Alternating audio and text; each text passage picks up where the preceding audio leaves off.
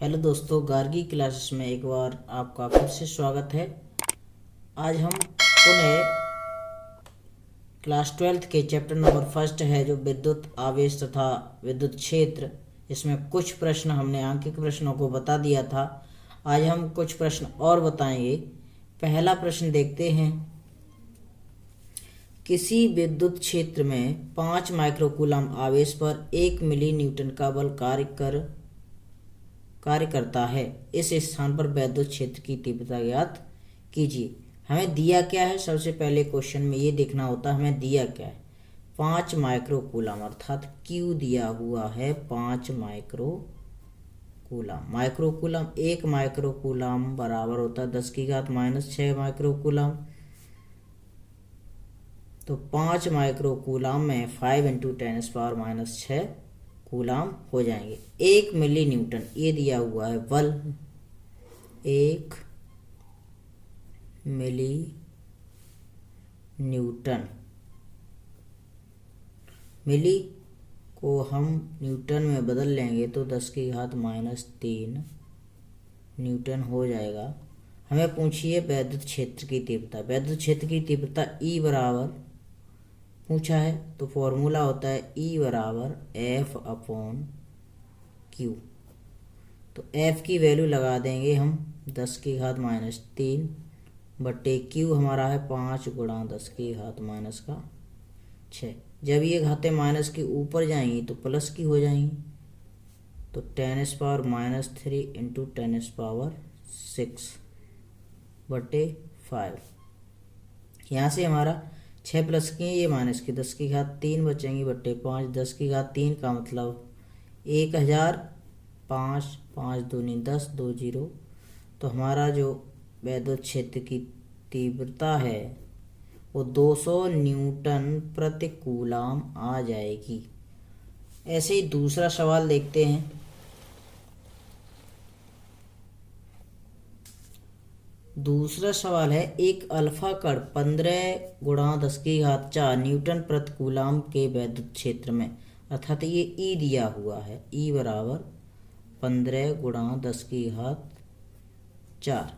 Newton प्रति coulomb. उस पर लगने वाला बल F ज्ञात करवाया है। अल्फा कण दिया हुआ है। जब हमने इस चैप्टर के फॉर्मूलों को बताया था, समझाया था, तो अल्फा कण की बात हुई थी। वहाँ पे अल्फा कण पे जो मान होता है, चार्ज होता है, वो इलेक्ट्रॉन के दोगुने के बराबर होता है। अर्थात जो आवेश होता है अल्फा कण पर Q बराबर 2 × E होता है। तो Q बराबर 2 × E का मान 1.6 × 10⁻⁻19 बता चुके हैं हम आपको कूलम। तो यहाँ से E बराबर फॉर्मूला निकल आएगा F/Q। हमें निकालना है F बराबर E, ये क्रॉस गुणा करेंगे तो E × Q।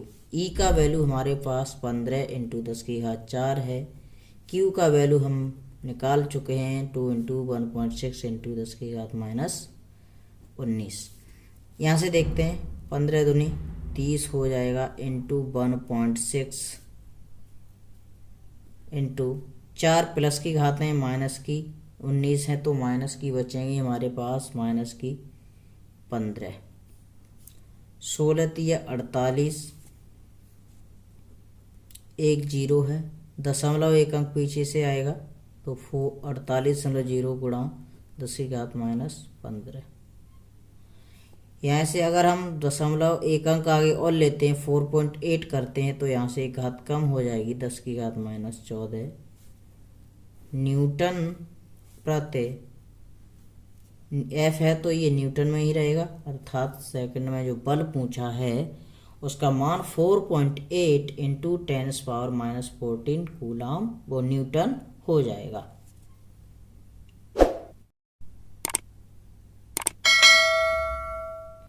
तीसरा क्वेश्चन है हमारे पास 5 × 10⁻⁻8 कूलम बिंदु आवेश से कितनी दूरी पर विद्युत क्षेत्र की तीव्रता 450 वोल्ट पर मीटर हो गई। हमें ये आवेश दिया हुआ है कूलम में, तो Q बराबर 5 गुणा 10⁻⁻8 कूलाम। और ये हमें वैद्युत क्षेत्र E दिया हुआ है 450 वोल्ट प्रति मीटर। हमने E के दो फॉर्मूले लिखाए थे, E बराबर F/Q लिखवाया था और बराबर 1/4πε0 Q/r²। लेकिन दूरी के लिए हम ये वाला फॉर्मूला यूज करेंगे, तो E बराबर 1/4πε0 Q/r²। E का वैल्यू हमें 450 वोल्ट पर मीटर दिया हुआ है। इस 1/4πε0 पूरा का मान पिछले वीडियो में हमने कई बार लगाया है, तो 9 × 10⁻⁹। Q का वैल्यू 5 × 10⁻⁻8 है, दिया हुआ है। r² ये निकालना है हमें, तो यहाँ से r² का 450 के साथ मल्टीप्लाई करेंगे। 450 × r² बराबर 9 × 10⁻⁹ × 5 × 10⁻⁻8 बट्टे कुछ नहीं है अभी। तो r² यहाँ 450 का मल्टीप्लाई हो रहा है, इधर जब पक्षांतर करेंगे तो ये भाग में चला जाएगा। तो r² बराबर 9 × 10⁻⁹ × 5 × 10⁻⁻8 बट्टे में हमारा 450। तो 9 पंजे 45, 5 दहीं 50, 10 का मतलब 10⁻1। जब 10⁻1 मानेंगे इसे, तो एक नीचे पॉजिटिव में है, धनात्मक घात है। जब ये घात ऊपर जाएगी तो ये ऋणात्मक हो जाएगी, तो ऋण की 8 और ऋण की 1 घात, ऋण की 9 घात हो जाएंगी बराबर 10 की घात। या इसे हम नीचे ले आए तो ये पॉजिटिव में हो जाएंगी, तो नीचे ही ले आते हैं। 10 की घात 9 बट्टे 10⁻1 × 10⁻8 गुणा में घातें जुड़ती हैं, तो r² बराबर 10 की घात 9, 10 की घात 8 और 1 9। जब भाग देंगे तो एक बार चला जाएगा, तो r² बराबर 1, तो r बराबर हमारा रूट में 1 बराबर 1, तो r है वो हमारा आएगा 1 मीटर। इस तरह से हम तीसरे सवाल को हल कर लेंगे। अगला सवाल है हमारा, अगला क्वेश्चन देखते हैं, सवाल नंबर 4। यह एक इलेक्ट्रॉन तथा एक प्रोटॉन के बीच की दूरी 0.53 एंगस्ट्रॉम है। इस निकाय का वैद्युत द्विध्रुव आघूर्ण। अब हमें ये दूरी दी हुई है, r बराबर दिया हुआ है, r नहीं कहेंगे, यहाँ वैद्युत द्विध्रुव आघूर्ण की बात हो रही, तो ये 2L दिया हुआ है, हमने बताया है। ये जो बीच की दूरी है वैद्युत द्विध्रुव आघूर्ण में 2L लेते हैं। जब हमने फॉर्मूला वाला वीडियो डाला था उसमें बताया था, दो समान किंतु विपरीत आवेश परस्पर बहुत अल्प दूरी पर रखे होते तो बनने वाला समायोजन वैद्युत द्विध्रुव आघूर्ण कहलाता है, और इनके बीच की दूरी को हम लेते हैं 2L। तो ये 2L दिया हुआ है हमें, 2L बराबर दिया हुआ है 0.53 एंगस्ट्रॉम। अब ये एंगस्ट्रॉम क्या है? एंगस्ट्रॉम भी एक मात्रक है जो दूरी का मात्रक है। 1 एंगस्ट्रॉम, इसे आप लिखना चाहो तो हिंदी में लिख सकते हैं ताकि याद बना रहे। 1 एंगस्ट्रॉम बराबर होता है 10 की घात -10 मीटर।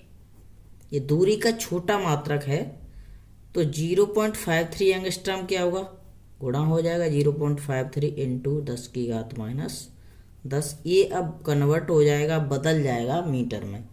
अब हमें दिया हुआ एक इलेक्ट्रॉन और एक प्रोटॉन, हमने कहा था दो परस्पर बराबर किंतु विपरीत, तो इलेक्ट्रॉन ऋणात्मक चार्ज रखता है और प्रोटॉन पॉजिटिव चार्ज रखता है। तो ये समान आवेश में, लेकिन इनकी जो प्रकृति है वो विपरीत है। तो ये जो संयोजन बनाएंगे तो वो वैद्युत द्विध्रुव आघूर्ण बनेगा। तो ये Q इनका आवेश होगा, Q की बात करें तो 1.6 × 10 की घात -19 कूलाम। तो ये वैद्युत द्विध्रुव आघूर्ण को हम P से प्रदर्शित करते हैं, और P बराबर 2QL होता है, ये हम बता चुके हैं। तो P बराबर 2L को अलग ले लें, Q को अलग ले लें, तो 2L हमें दिया है 0.53 इंटू 10 की घात माइनस 10 इंटू 1.6, Q का मान रख रहे हैं 10 की घात माइनस का 19। यहाँ से अब 16 तो ये 48, 16 पंजे 80, हासिल का 4 तो 84 हो जाएंगे। अब दशमलव कहाँ आएगा, दशमलव का 2 अंक हैं और एक 3, तो पीछे से 3 अंक आ गए, यहाँ दशमलव आ जाएगा, यहाँ 0 लगा देंगे। 10 की घात कितनी हो जाएंगी, 19 माइनस की और माइनस की 10 तो माइनस की 29, चूँकि दोनों घातें माइनस की हैं तो जुड़ जाएंगी। अतः अब हम आगे से बाईं ओर से दाईं ओर की तरफ जब हम दशमलव बढ़ाते हैं तो माइनस में घातें घटती हैं, तो माइनस में घातें 28 हो जाएंगी, एक अंक आगे बढ़ा लेते हैं तो गुणा 10 की घात माइनस का 28। अब इसका मात्रक क्या बनेगा, आवेश का मात्रक होता है कूलम और दूरी का मात्रक होता है मीटर, तो मात्रक बन जाएगा विद्युत ध्रुव आघूर्ण का कूलम इंटू मीटर। इस प्रकार से हम इस सवाल को हल कर सकते हैं।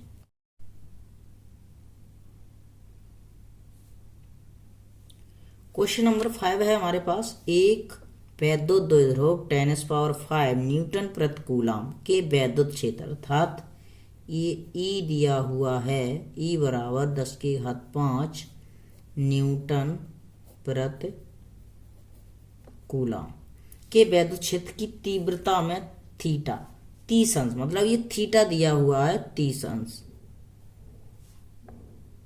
के कोण पर रखा गया है, उस पर 6 इंटू 10⁻⁻24 न्यूटन इंटू मीटर का बल आघूर्ण। बल आघूर्ण का भी मैंने एक फॉर्मूला लिखवाया था, बल आघूर्ण को टॉ से प्रदर्शित करते हैं, टॉ बराबर 6 इंटू 10⁻⁻24 न्यूटन इंटू मीटर, क्योंकि बल आघूर्ण बराबर होता है बल इंटू लंबवत दूरी, तो बल का मात्रक हमारा हो गया न्यूटन और दूरी का मात्रक हो गया मीटर, तो टॉ का मात्रक बन जाएगा हमारा न्यूटन इंटू मीटर। बल आघूर्ण लग रहा है तो वैद्युत द्विध्रुव के आघूर्ण की अर्थात P की गणना करनी है हमें। टॉ बराबर मैंने फॉर्मूला लिखवाया है PE साइन थीटा, तो मान लगा दो, हमें P चाहिए, इन ई साइन थीटा का P के साथ गुणा हो रहा है, जब पक्षांतर करेंगे तो इसके साथ भाग होगा। टॉ की वैल्यू हमें दी हुई है 6 इंटू 10⁻⁻24 बटे ई दिया हुआ है 10 की घात 5 और थीटा हमें दिया हुआ है 30 अंश, तो यहाँ से हम कह सकते हैं 6 इंटू 10⁻⁻24 बटे 10⁵ इंटू साइन 30 का मान 1/2 होता है, यहाँ लिख लें आप साइन 30 बराबर 1/2।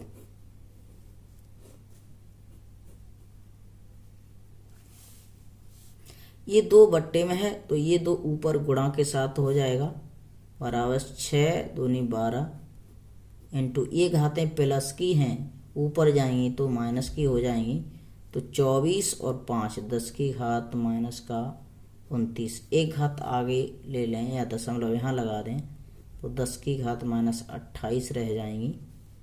ये हमारा आंसर होगा। और P दिया, P निकालना है तो अर्थात P बराबर 2QL होता है, अर्थात कूलम इंटू मीटर।